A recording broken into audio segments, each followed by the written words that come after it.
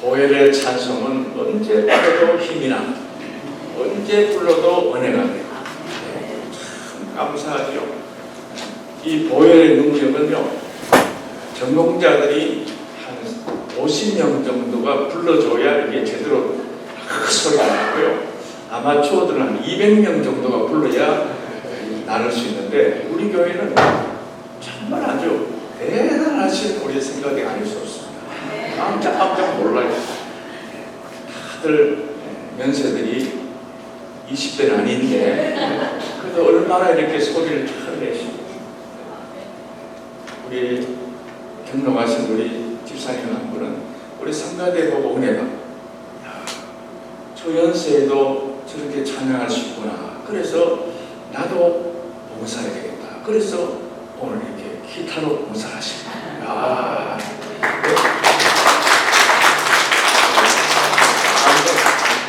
우리 소망교회는 소망이 있다 그러시더라고요. 그래서 저는 소망교회가 소망이 있는 걸 이름은 소망교회인데 그렇게 말씀해 주시니까 얼마나 감사한지.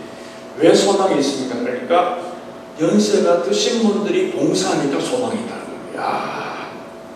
보통 보면 젊으신 분들만 봉사하고 연세 많으신 분들 조금 뒷자리에 앉아 있는데 얼마든지 우리가 찬양할 수 있고 봉사할 수 있다.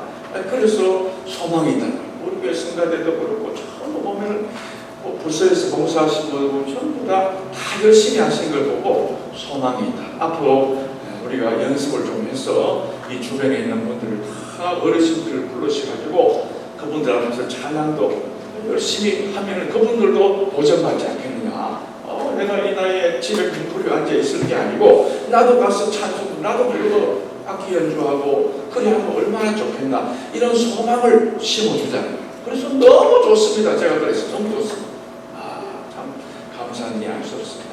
오늘 보혈의 찬양 우리 주님께서 기쁘게 검량하신 줄로 믿습니다. 우리 박수 한번 하실까요?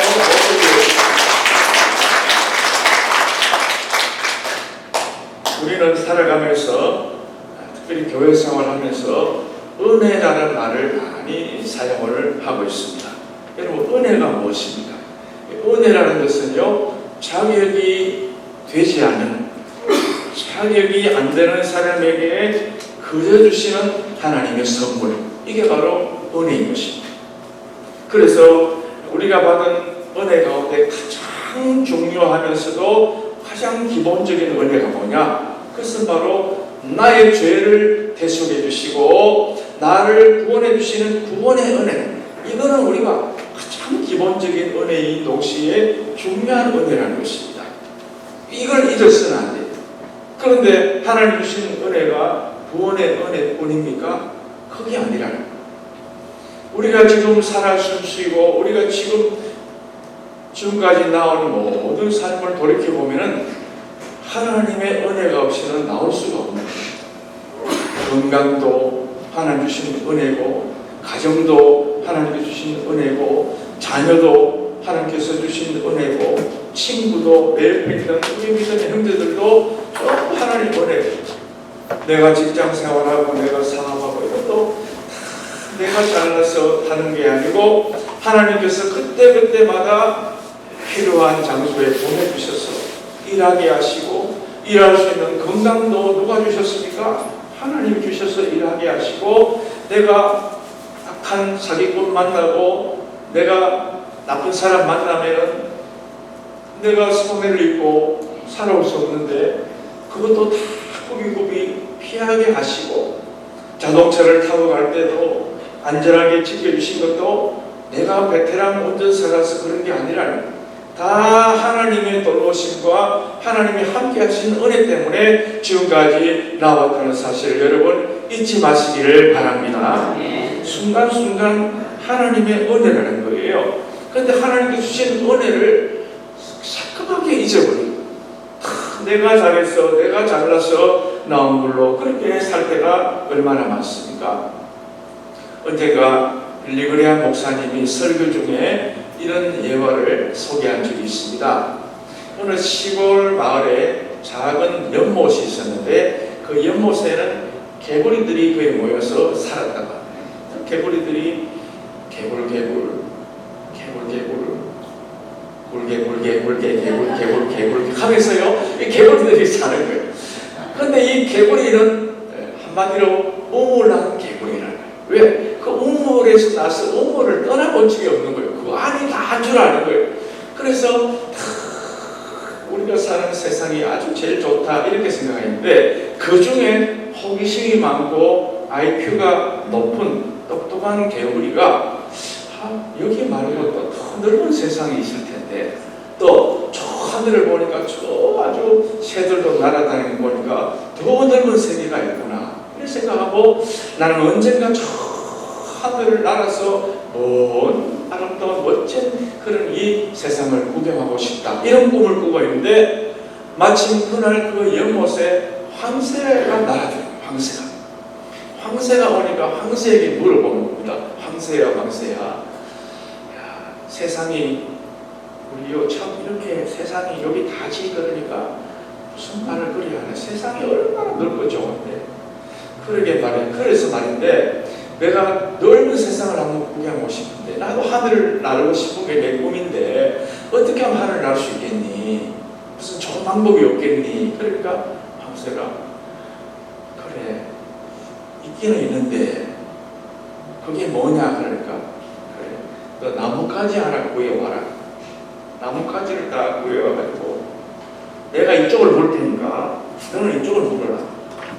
그래서 나뭇가지를 한쪽씩 양쪽에 물고 하면은 날 수 있지 않겠나. 그래가지고 이 좋은 굿 아이디어. 그래가지고 이 개구리하고 황새가 나뭇가지를 한쪽씩 물고 드디어 딱 올라갔습니다. 올라가니까요, 너무너무 멋진 세상이 펼쳐지는 거예요.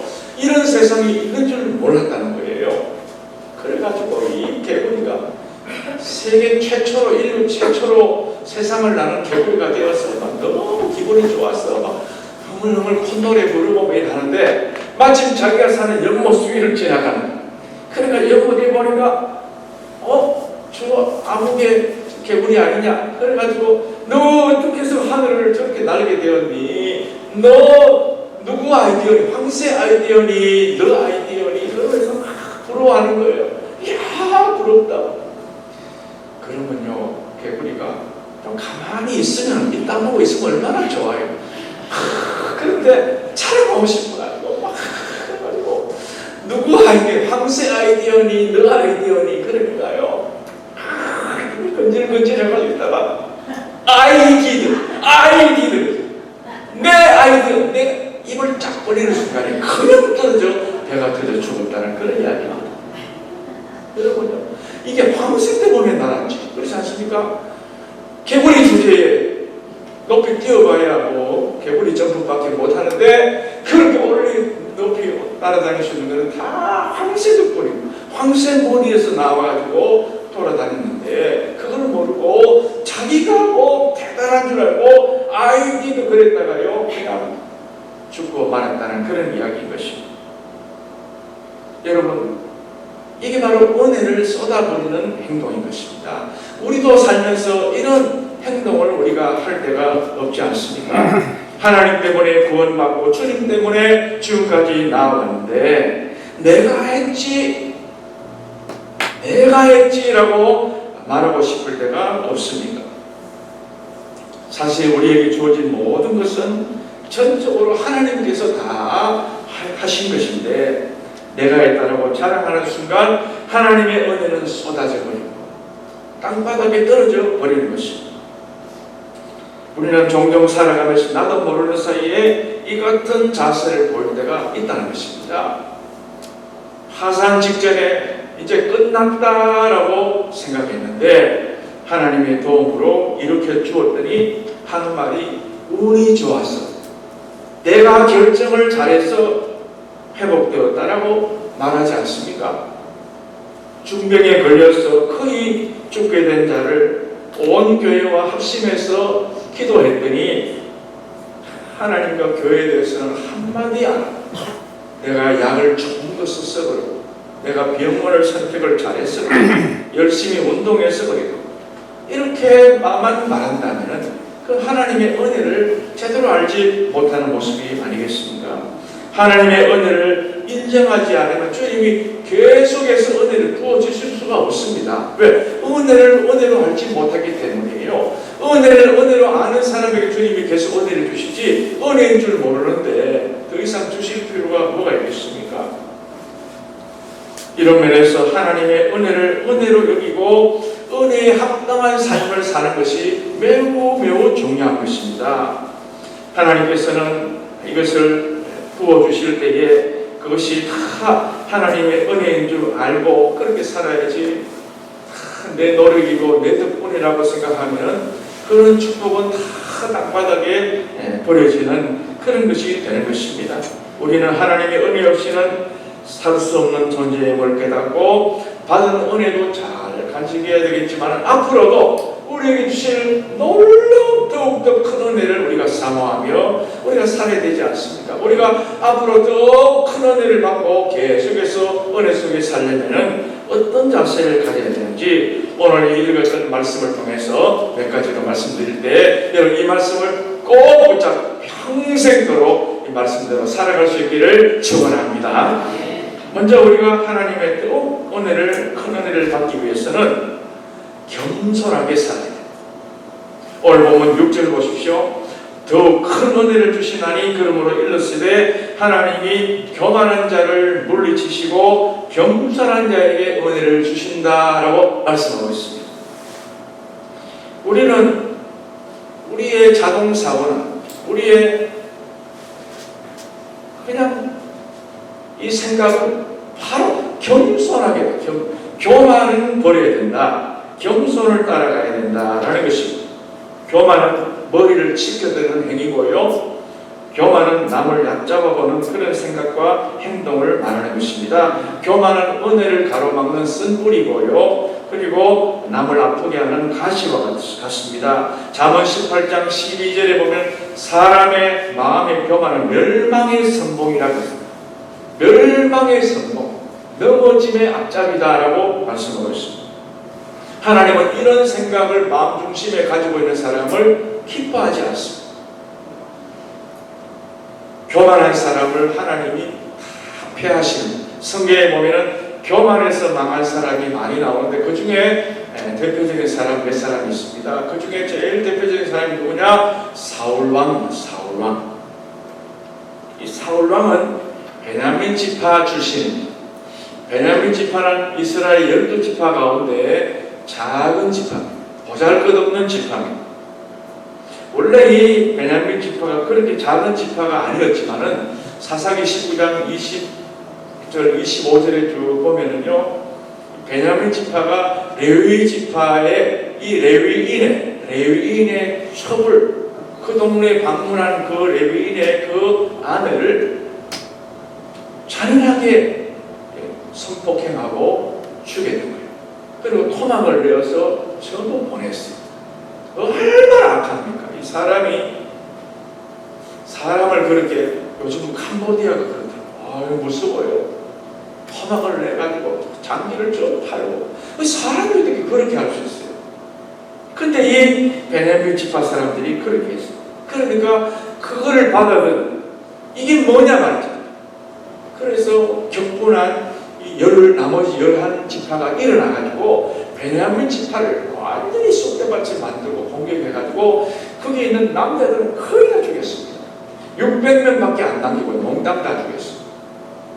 그래가지고 완전히 끝나는 그런 그 베냐민 지파인데 나중에 또 후에 11개 지파가 그래도 우리 형제들인데 우리 같은 형제들이 핏줄인데 그래가지고 또 이렇게 그들을 또 명맥을 유지할 수 있도록 해줘서 그 겨우 명맥을 유지하고 있는 지파가 바로 베냐민 지파입니다.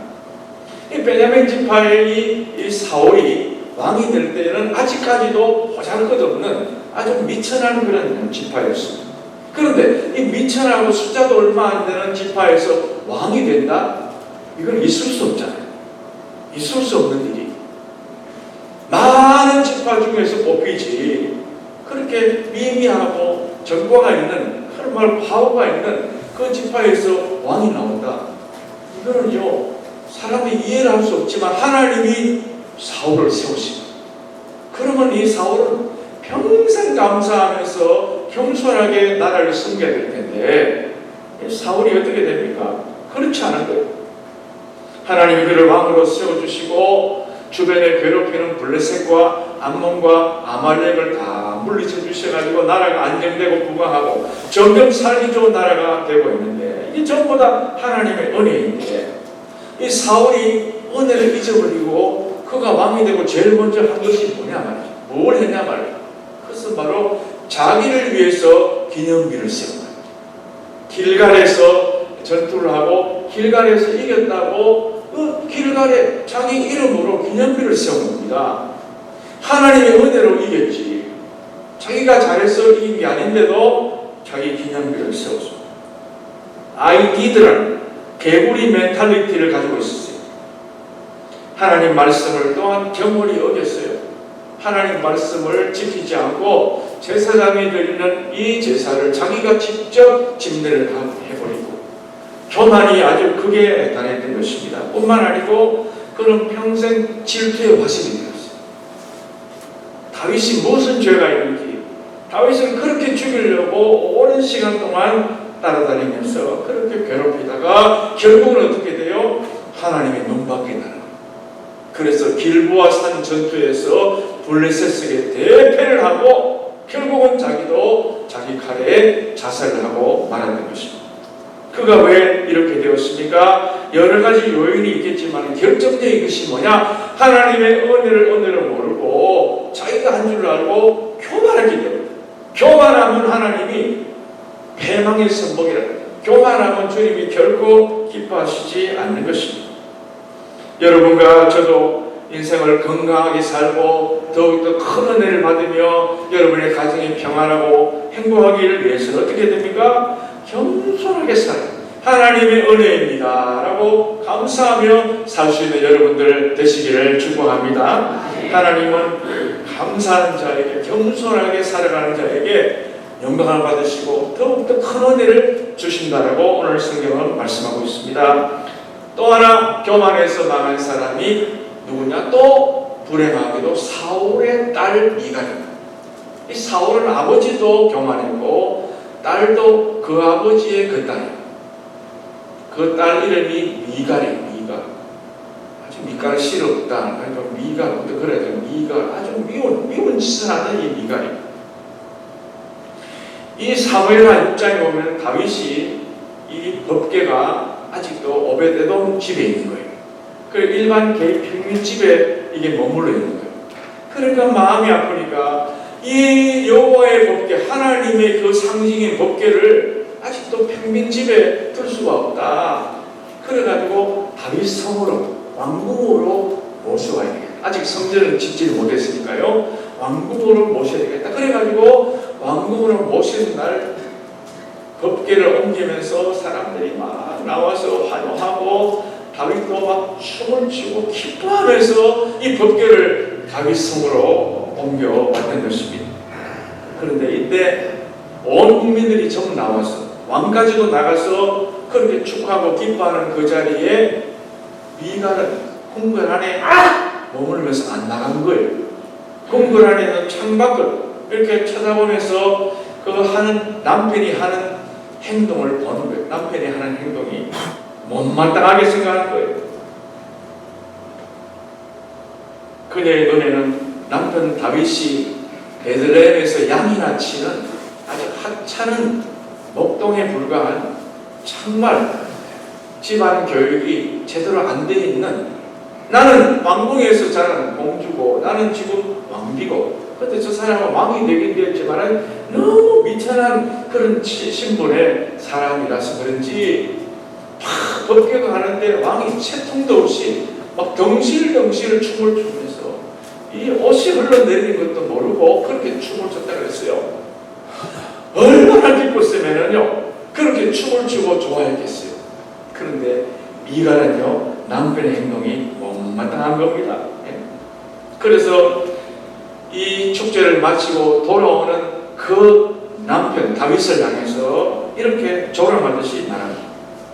이스라엘 왕이 오늘 어떻게 영화로워 좋은지, 방탕하는 자가 염치 없이 자기 몸을 드러내는 것처럼 오늘 그의 신복의 계집종의 눈앞에서 몸을 드러내셨도다, 이렇게 비아냥거립니다.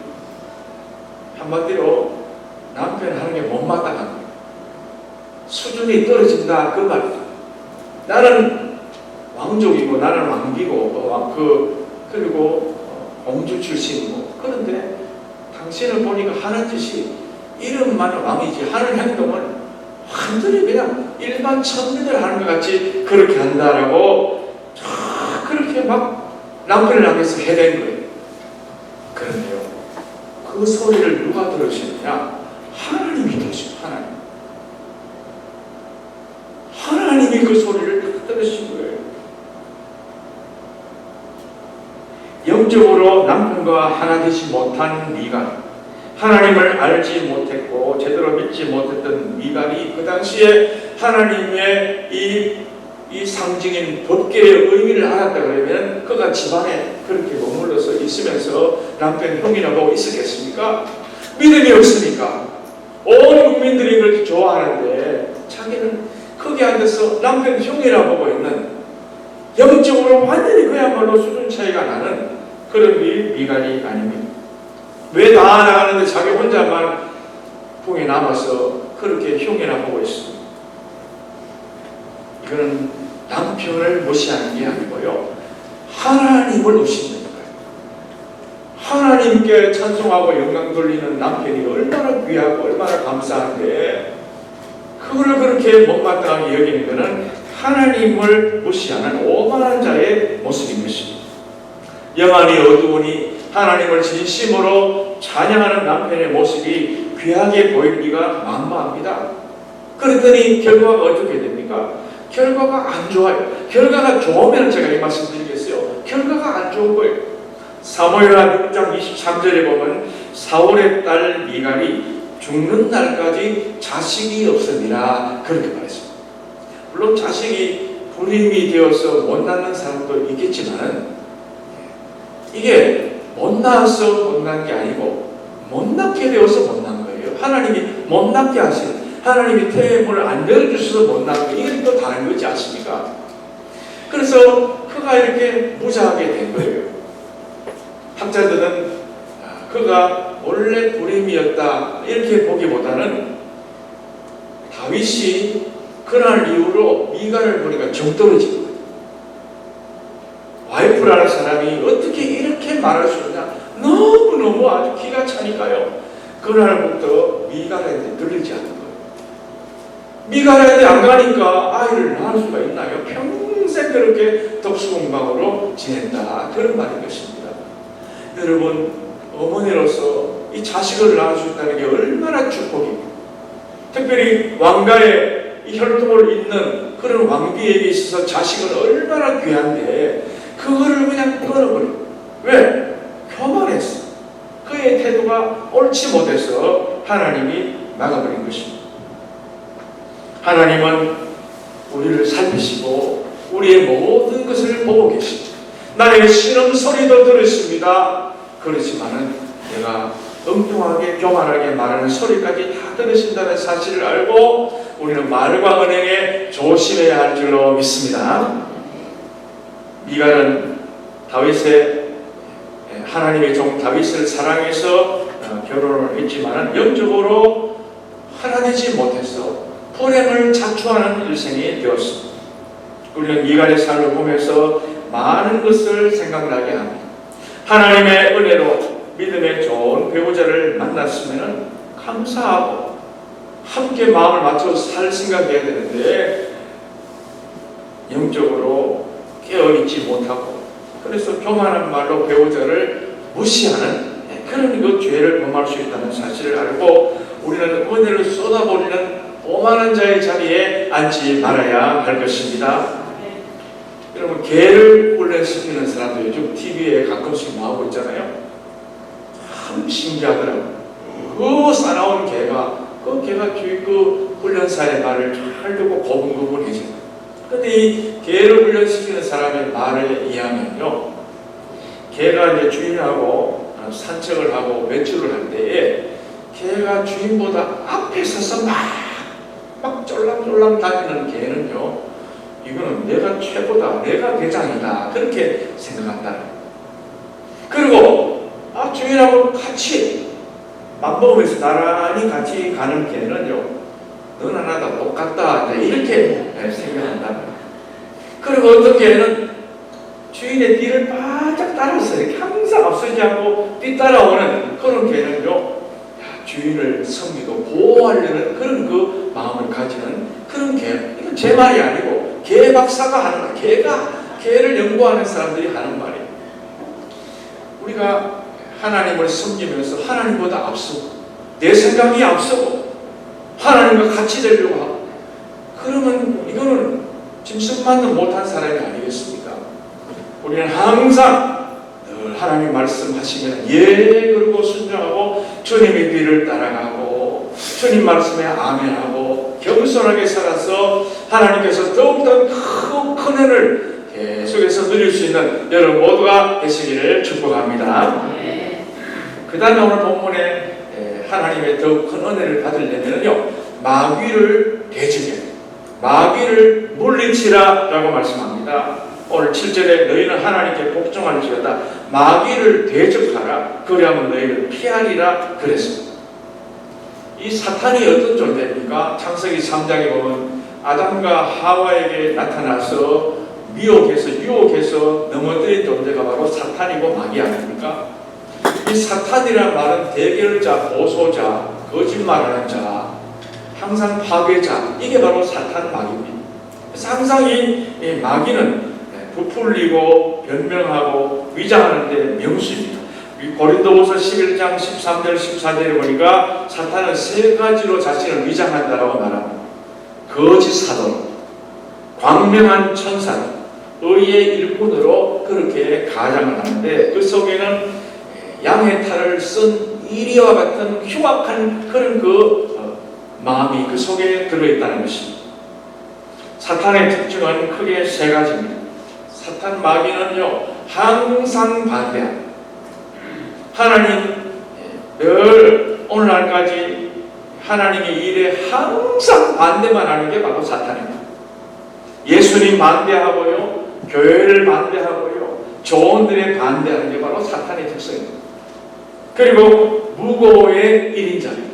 없는 말을 지어내고 말을 꾸며내고, 이게 바로 마귀의 특성입니다. 우리가 인터넷을 이렇게 보면은 가상의 공간에서 얼굴도 없이 이름도 없이 얼마나 악한 말을, 악플을 막 해댑니다. 기독교를요, 도교, 강아지 도교, 얼마나 이해 못함을 말해. 목사, 새, 그러고요. 이야, 이름도 없고, 이름도 안 밝히고 그래 말이야. 그 이름 밝히는 사람이 없더라고. 전부 이름을, 가짜 이름을 해놓고 욕은 욕대로 하고요. 그게 마귀 짓입니다, 마귀 짓. 하려면 떳떳하게 자기 이름 밝히고 해야지. 자기 이름은 딱 숨기고, 이 전부 다 위장하는 게 아니에요. 마귀의 짓이, 하나님 기뻐하시는 사람이 아니에요. 마귀는 항상 화려하게 유혹합니다. 버섯도, 독버섯은 얼마나 화려합니다. 꽃도, 독이 있는 꽃은 너무너무 아름답고 색깔이 아주 화려합니다. 뱀도요, 얼마나 이 독사 같은 이런 비단뱀들, 다물뱀들 보면 아주 너무너무 귀여울 정도로 그래 아름다워. 전부 독이 있는. 마귀는 이런 속에는 독이 있는데 겉으로는 아름답게 꾸며가지고 우리 믿는 사람을 자꾸 유혹합니다. 한탕주의로 유혹하고, 이성으로 유혹하고요, 향락으로 유혹하고, 끊임없이 유혹합니다. 그러니까 이거는 내 힘으로는 이길 수도 없고 참 내가 견뎌내기도 힘든데 어떻게 해야 됩니까? 마귀를 대적하려면 어떻게 됩니까? 예수 그리스도의 이름을 의지해야 돼요. 예수님, 마귀를, 사탄을 물리친 예수님을 의지하고 예수님과 함께 예수님의 이름으로 대적해야 돼요. 우리 가정에 역사하는 이 질병이 막 우리 가정에 온다. 우리 가정에 아이들에게 너무 안 좋은 일들이 생긴다. 그러면요, 이거는 악한 짓, 악한 대적의 역사이구나. 그렇게 영적으로 여러분 판단하고 기도하면서 물리쳐야 돼요. 악한 이 대적, 악한 사탄 마귀야, 우리 가정, 우리 아이들 역사하는 모든 더러운 귀신아 물러갈지어다, 떠나갈지어다라고 소리를 질러야 돼요. 여러분, 기도 안 하고 가만히 있으면 다 당합니다. 예수님의 이름을 부르면 이 마귀는 마치 드라큘라 같이 떠나버려요. 십자가 앞에 팍 도망가잖아요. 예수님의 이름 앞에 마귀는 꼬리를 감추니까 우리가 해야 될 일은 뭐냐? 마귀를 피하면 안 돼요. 마귀는 대적해야 돼요. 마귀는 대적하면 마귀는 강한 자 앞에 항을 시작하고 약한 자에게 한없이 강한 것이 마귀이기 때문에 예수님의 이름으로, 강한 이름으로 선포하면 그 마귀는 떠나가는 거예요. 예수님의 이름 없이 내가 어떻게 마귀를 이길 수 있어요? 마귀는 고단수입니다. 마귀는 사단이에요. 사단. 1단, 2단, 3단이 아니고 4단이 넘는 거예요. 전부 다 마귀는 사단이 넘는 거예요. 그러니까 우리가 마귀를 물리쳐야, 우리의 죄의 유혹을 유혹을 물리쳐야 돼요. 그래야 계속해서 은혜가 우리 가정에 임할 수 있게 되는 줄로 믿습니다. 유혹이 오는데도 뿌리치지 않고 유혹과 함께 잘 지내고 유혹과 함께 결탁하고 그러면요 은혜가 쏟아져요.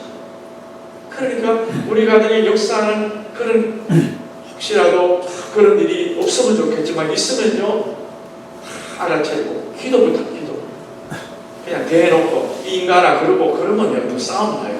지혜롭게 너 사탄 짓 안 해 마귀 그러면요 얼마나 싸우자는 거지. 그러지 말고 겉으로는 그만 하고 싶지만 속으로 하고 주님 미워 죽겠어요. 그런데 주님이 물리쳐 주세요. 그렇게 말하는 거예요.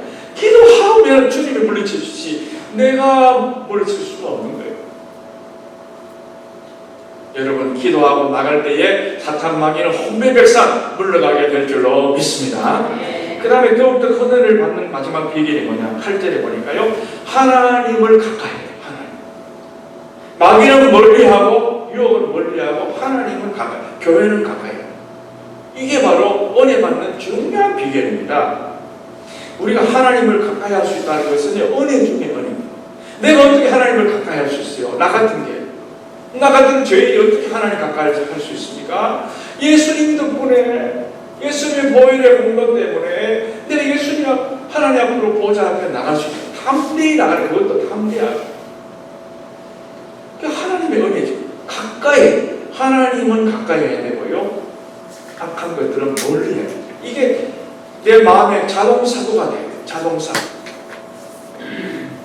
예수님이 십자가에 돌아가시면서 성소의 휘장, 성소와 지성소가 막혀있고 또 성소와 유대인의 뜰이 막히고 유대인의 뜰과 이방의 뜰이 막히고 여인의 뜰과 다 분리되어 있는 것을 우리 주님이 보혈의 그 피를 흘리심으로 말미암아 성소의 휘장이 지지 누구나 나올 수 있고 누구나 아무나 오게 빈부귀천 남녀노소 차이가 없어요. 다 예수님의 은혜를 알고 나오는 사람은 주님이 다 용납하시고 수고하고 무거운 짐진 자들은 다 내게로 다 속에는요 제외되는 사람이 없어요. 전부 다 살인자도 나오고 범죄자도 나오고 다 나올 수 있다는 거예요. 여호와를 가까이 하는 것이 내게 복이라. 그렇지 않습니까? 시편 73편 27절 28절 보니까 물을 주를 멀리하는 자는 망하니 음녀같이 주를 떠난 자는 주께서 다 멸하셨나이다. 하나님께 가까이 함이 내게 복이라. 내가 주 여호와를 나의 피난처로 삼아 주의 모든 행적을 전파하리이다 라고 말씀하고 있습니다. 듣지 못하고 말하지 못하고 또 보지 못하는 이 삼중고를 겪은 헬렌 켈러, 그야말로 세상 사람들 눈에는 하찮거든. 아무 쓸모가 없는 사람. 그런 사람이 하나님을 예수님 만나고 내가 나 같은 자를 위해서도 주님 피 흘려 돌아가시고 나를 위해서 죽으셨다라고 생각하니 얼마나 본인이 귀한지 몰라요. 그렇지만 자기는 삼중고를 겪고 있으니까 답답하지요. 그래서 그가 쓴 책 가운데 내가 살 동안만 볼 수 있다. 내가 사흘만 볼 수 있다면 이런 글을 썼어요. 내일이면 귀가 안 들리는 사람처럼 새들의 지저귀임을 들어보라.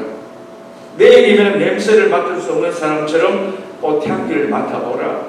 내일이면 더 이상 볼 수 없는 사람의 그 아름다운 사람들, 친구들의 모습을 보고 사흘 동안 지내다가 주님 감사합니다 하고 주님 곁으로 갔으면 좋겠다라고 그게 마지막 소망을 이야기하고 있는 것입니다.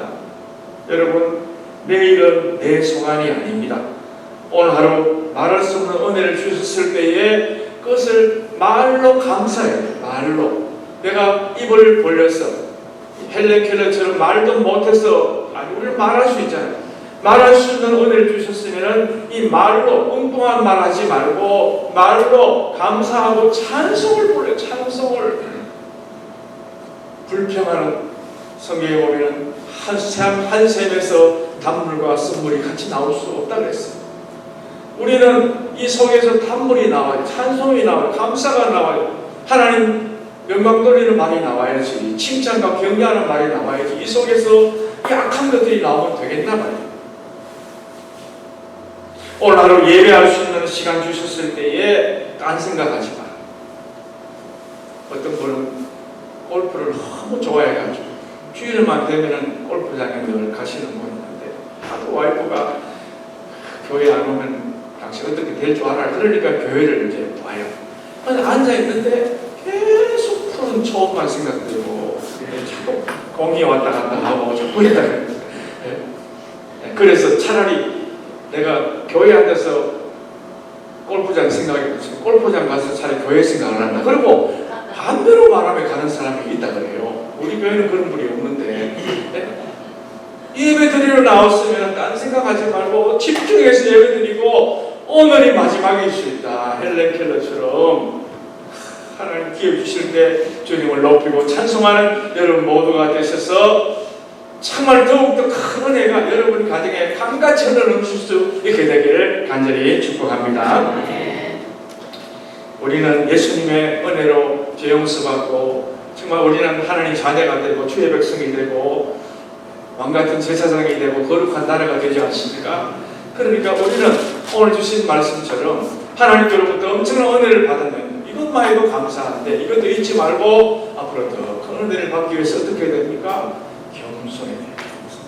낮아지 주 앞에서 낮추라. 그럼 높이를 겸손하게 되고 마귀는 어떻게 돼요? 마귀의 모든 계획을 물리치 대적하고 기도하면서 깨어있고 그리고 항상 하나님을 가까이 교회를 가까이 예배를 귀하게 여기고 여러분 남는 거는요 사진밖에 남는 게 아니고요 남는 게 예배밖에 안 남습니다.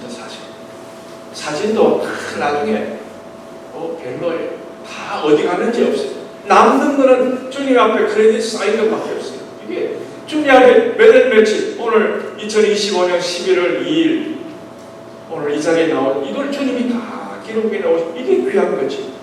오늘도 다른 데 갈 때도 많지만 그래도 예배가 우선인 줄 알고 주님 가까이로 나오신 여러분 모두에게 하나님 앞으로 예배하신 놀라운 복과 은혜가 여러분 가정과 여러분의 삶에 풍성하게 임하게 되시기를 간절히 축복합니다. 기도하겠습니다. 하나님 감사합니다. 우리가 주님의 은혜로 지금까지 살아왔고 앞날로 주님의 은혜로 살아야 될 텐데 항상 우리는 더욱더 큰 은혜를 받는 자세로 살아갈 수 있도록 축복하여 주시옵소서. 늘 겸손하고 주님을 높이고 마귀를 대적하고 교회를 가까이하고 말씀을 가까이하고 기도를 가까이하고 찬송을 가까이하고 입을 벌려 주님을 노래하고 찬송하는 우리 일생 되어서 일생 동안 우리 가정이 주의 은혜 속에 살고 우리 이어지는 자손들까지도 계속 주님의 축복 속에 살아갈 수 있도록 은혜 베풀어 주시옵소서. 예수님 이름으로 기도하옵나이다. 아멘. 오늘 말씀을 생각하시면서 찬송가 380장을